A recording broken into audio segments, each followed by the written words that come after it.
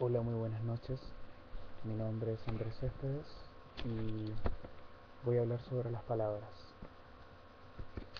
Nuestro ilustre invitado tiene como definición un sonido que expresa una idea.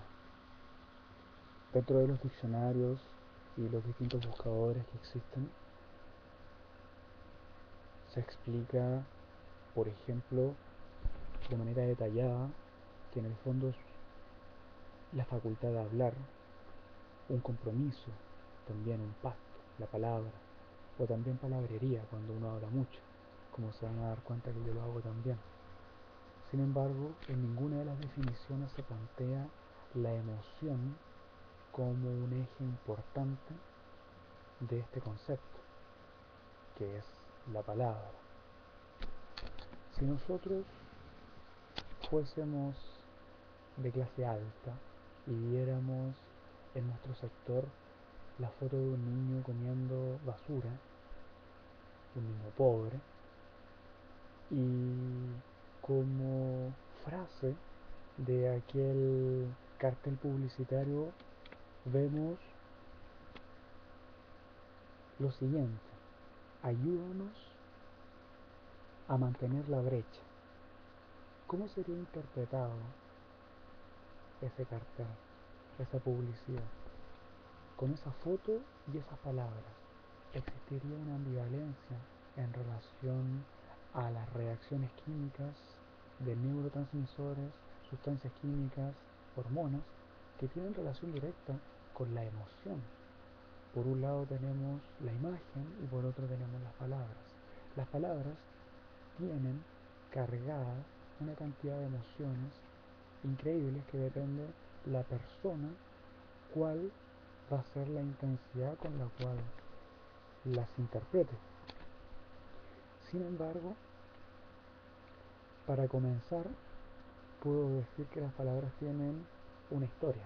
Un ejemplo es la palabra asesino, por dar uno, que viene del árabe, que significa achachi, que es fumador de hachís, porque ellos, para asesinar a otras personas y no sentir ni empatía ni compasión, lo hacían drogados, fumando hachís.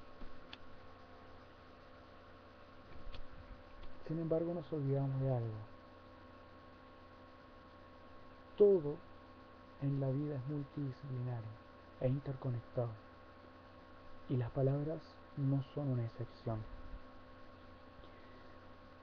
En este contexto nos damos cuenta de que nos hemos olvidado de las emociones, ¿sí?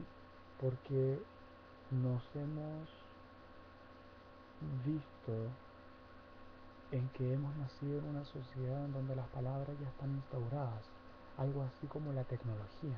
Cuando un niño en esta época, 2013, nace, la tecnología ya existe, para lo cual para este niño va a ser algo normal.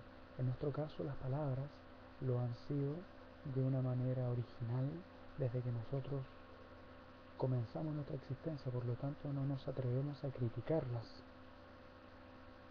por más criticables que sean. Y en este sentido, un ejemplo claro son la verbalización de las emociones. ¿Cómo es posible verbalizar algo tan noble y algo que se encuentra en una dimensión tan distinta al reduccionismo de la realidad que se nos instaura por el solo hecho de vivir en este sistema antropocéntrico, un sistema que en mi caso es occidental, neoliberalista, o como se quiere interpretar, ya sea desde el punto de vista social, económico, político, educativo, etcétera. Pero sin embargo se ha hecho algo que es a mi gusto completamente criticable, que es la verbalización de las emociones, ponerle un código verbal a una emoción no necesariamente está explicando la verdadera, el verdadero sentimiento que se está sintiendo en ese momento, para lo cual el ser humano ha incurrido en un problema aún mayor, que es la instauración de frases hechas, que es completamente deleznable porque de esa manera se intenta rigidizar a la sociedad y hacer que nosotros nos convirtamos en seres uniformes y que prácticamente tengamos la manifestación de las mismas emociones al escuchar las mismas palabras, o sea, y la única diferencia vendría siendo la intensidad de las mismas. Sin embargo, las emociones son cada vez iguales, siendo que dependiendo de la condición económica, social, nosotros tenemos una diferencia. Y a esto le agregamos que no solamente las palabras tienen un significado en un lenguaje, también hay que recordar que existen otros lenguajes, para lo cual la construcción de la realidad a través de las palabras se hace distinta. Es por eso que normalmente hoy en día estamos instaurados a nivel de lo literal. ¿Y por qué? Porque el ser humano es influenciable y eso lo han descubierto nuestros antepasados y saben que una manera clara de influenciar sobre los seres humanos es a través de las palabras y de las ideas que se instauran combinándolas. ¿Cuáles son los ingredientes de la influenciabilidad? 3. 1. La sociedad que te diga qué hay que hacer. 2. Una persona indefensa, como es el caso de nuestro sistema en donde la seguridad es parte importante de la libertad. Y 3.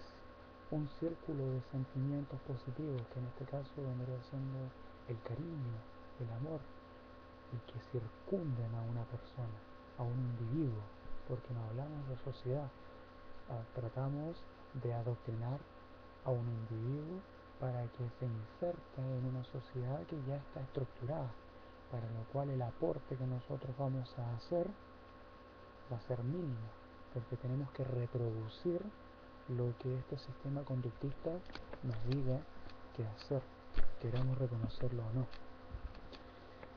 Y cuando se convierte en un uso emotivo, nos damos cuenta que se racionaliza, se matematiza la emoción. Algo así como lo que hizo René Descartes, que a la filosofía le dio un componente lógico y matemático.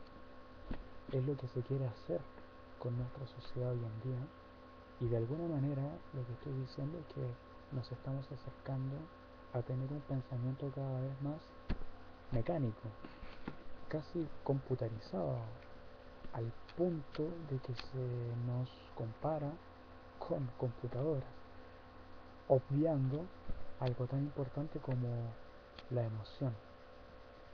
Por otro lado tenemos las diferencias entre distintos niveles de comunicación. Unos son los el nivel más educado, formal, y por otro informal, coloquial. Sin embargo, muchas veces lo formal no es capaz de describir en una palabra o incluso en una frase de manera tan literal algo que sí se puede describir de manera informal. Por ejemplo, carerrajismo. Y después voy a dar otros ejemplos. Sería espectacular que se creara una carrera universitaria que se llame creación de nuevos conceptos, es decir, todos los estudiantes tengan la posibilidad de crear nuevos conceptos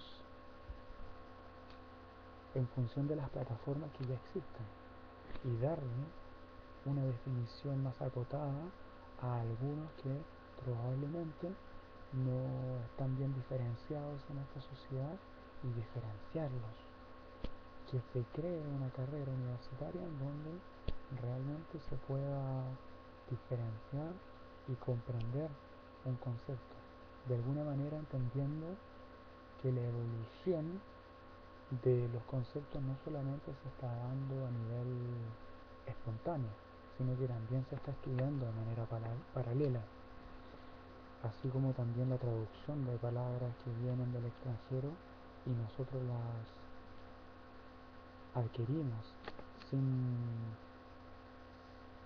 cuestionar. Me gustaría también que el acostumbramiento sea una ciencia. ¿Por qué no? Si todo en nuestro sistema es monótono, incluso la historia se repite.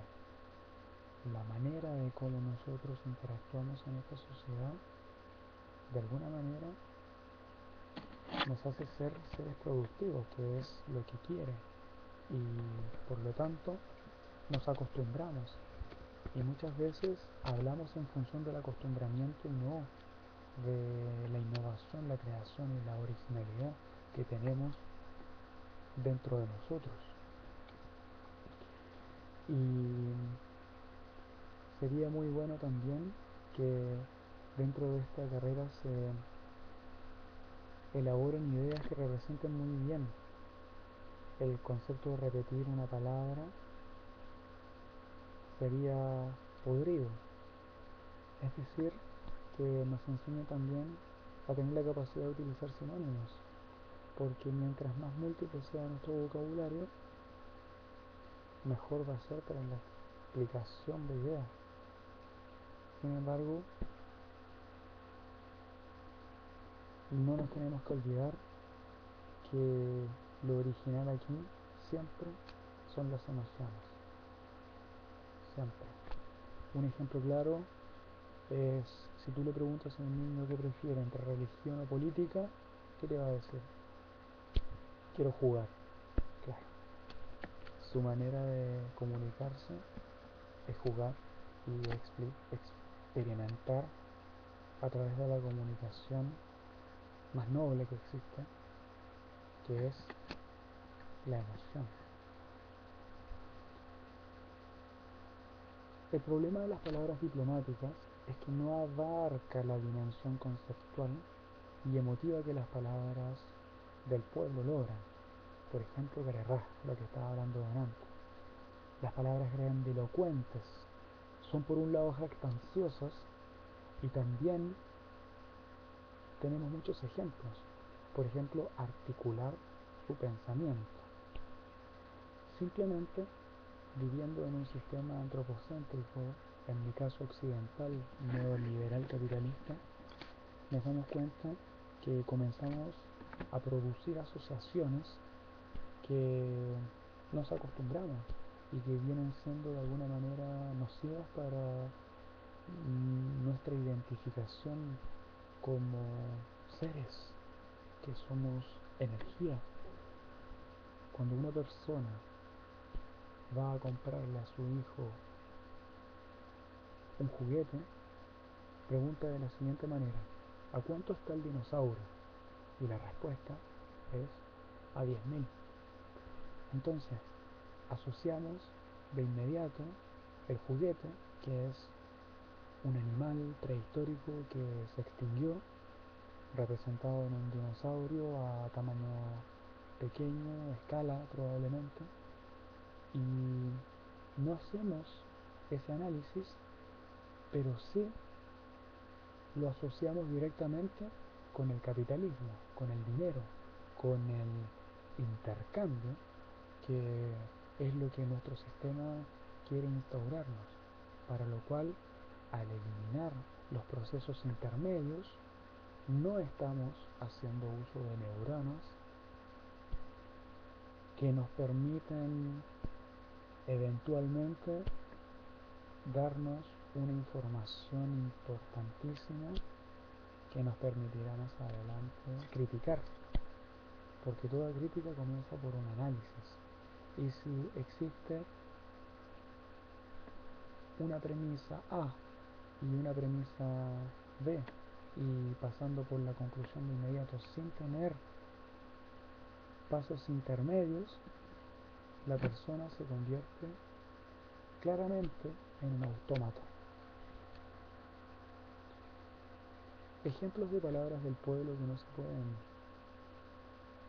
decir de manera formal: bacán,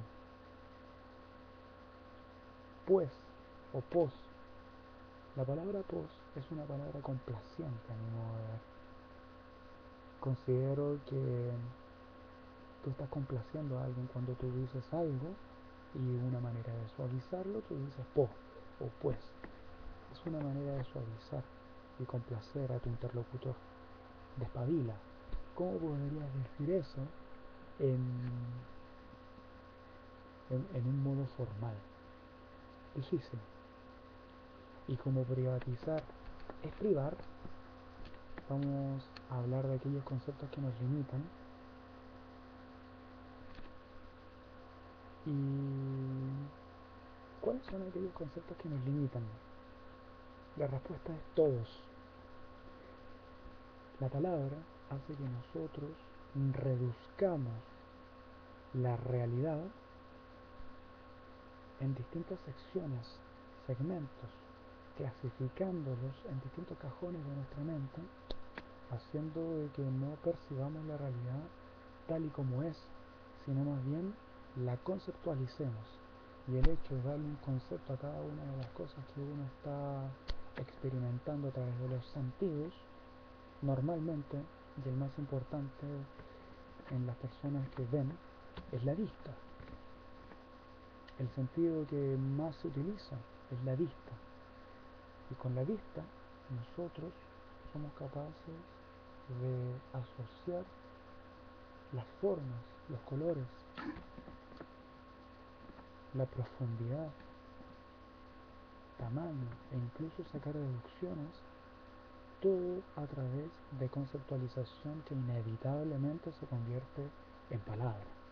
Y cuando somos adultos tenemos que ser capaces de describir aquello en palabras.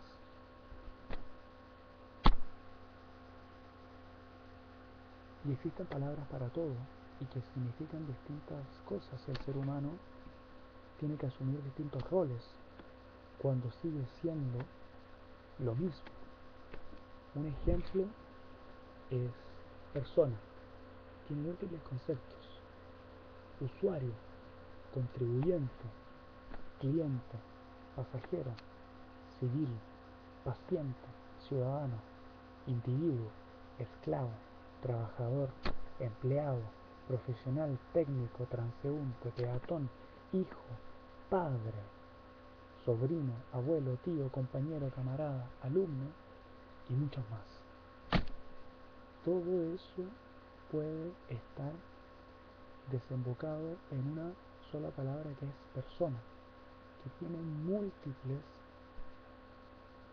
sinónimos que significan distintas cosas y que en el fondo le están dando una categoría semántica a un ser que se tiene que identificar con tal o cual concepto en tal o cual momento de la vida, para lo cual esto deja de manifiesto que el ser humano es un actor que está asumiendo roles constantemente: el rol de hijo, el rol de padre. Para terminar, quisiera hablar de palabras nuevas que es muy importante que pudiéramos inventar, tales como decir que no soy prejuicioso y serlo a la vez. Todo eso englobado en una sola palabra. Decir una mentira y encubrir otra. ¿Cómo podríamos explicar eso en un solo concepto? La libertad, pero libertad verdadera, no aquella libertad que este sistema antropocéntrico capitalista nos instaura, que a nivel político la derecha ve el concepto de libertad como un orden instaurado a través del control social y de la seguridad, que es completamente distinto al concepto de libertad de la izquierda, que es más que nada relacionado con la equidad y el compartir.